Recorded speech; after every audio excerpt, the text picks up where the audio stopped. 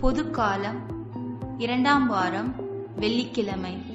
முதல் வாசகம் எபிரேயருக்கு எழுதப்பட்ட திருமுகத்திலிருந்து வாசகம். அதிகாரம் 8, இறைவசனங்கள் 6 முதல் 13 முடிய. சகோதர சகோதரிகளே, சீரிய வாக்குறுதிகளின் அடிப்படையில் செய்யப்பட்டு இயேசு கிறிஸ்துவை இணைப்பாளராக கொண்டிருக்கும் உடன்படிக்கை முந்திய உடன்படிக்கையை விட சிறப்பு மிக்கது. முதல் உடன்படிக்கை குறையற்றதாய் இருந்த பின் 2ஆம் உடன்படிக்கைக்கு இடமே இருந்திருக்காது. ஆனால் கடவுள் அவர்களது குற்றத்தை எடுத்துக் கூறி சொன்னது இதுவே: இதோ நாள்கள் வருகின்றன, அப்போது இஸ்ரேல் வீட்டாரோடும் யூதாவின் வீட்டாரோடும் புதிய உடன்படிக்கை ஒன்றை செய்து கொள்வேன் என்கிறார் ஆண்டவர். எகிப்து நாட்டிலிருந்து அவர்களுடைய மூதாதையரை கைப்பிடித்து நடத்தி வந்த பொழுது நான் அவர்களோடு செய்து கொண்ட உடன்படிக்கையை போன்று இது இராது. ஏனெனில் நான் அவர்களோடு செய்து கொண்ட உடன்படிக்கையை அவர்கள் மீறிவிட்டார்கள், நானும் அவர்கள் மீது அக்கறை கொள்ளவில்லை என்கிறார் ஆண்டவர். அந்நாள்களுக்கு பின் இஸ்ரேல் வீட்டாரோடு நான் செய்ய இருக்கும் உடன்படிக்கை இதுவே: என் சட்டத்தை உள்ளத்தில் பதிப்பேன், அதை அவர்களது இதயத்தில் எழுதி வைப்பேன். நான் அவர்களின் கடவுளாய் இருப்பேன், அவர்கள் என் மக்களாய் இருப்பார்கள் என்கிறார் ஆண்டவர். இனிமேல் எவரும் ஆண்டவரை அறிந்து கொள்ளும் என தம் அடுத்தவருக்கோ சகோதர சகோதரிகளுக்கோ கற்றுத்தர மாட்டார். ஏனெனில் அவர்களுள் பெரியோர் முதல் சிறியோர் வரை அனைவரும் என்னை அறிந்து கொள்வர்.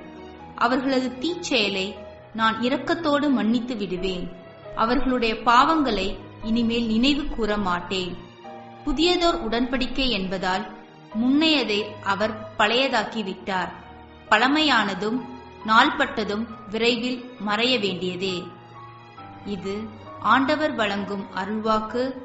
இறைவா, உமக்கு நன்றி. மார்க் எழுதிய நற்செய்தியிலிருந்து வாசகம். அதிகாரம் 3, திருவசனம் 13 முதல் 19 வரை. இயேசு மலைமேல் ஏறி தன் விரும்பியவர்களை தம்மிடம் வரவழைத்தார். அவர்களும் அவரிடம் வந்தார்கள். தம்மோடு இருக்கவும் நற்செய்தியை பறைசாற்ற அனுப்பப்படவும் பேய்களை ஓட்ட அதிகாரம் கொண்டிருக்கவும் அவர் 12 நியமித்தார். அவர்களுக்கு திருத்தூதர் என்று பெயரிட்டார்.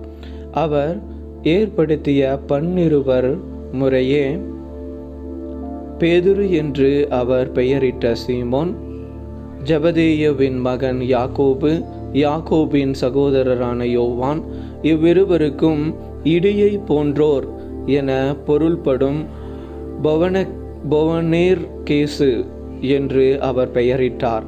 ஆந்திரேயா, பிலிப்பு, பர்த்தலேமியா, மத்தேயு, தோமா, அல்பேயுவின் மகன் யாக்கோபு, தத்தேயு, தீவிரவாதியாயிருந்த சீமோன், இயேசுவை காட்டிக் கொடுத்த யூதாசு இஸ்காரியோத் என்பவரே ஆவர்.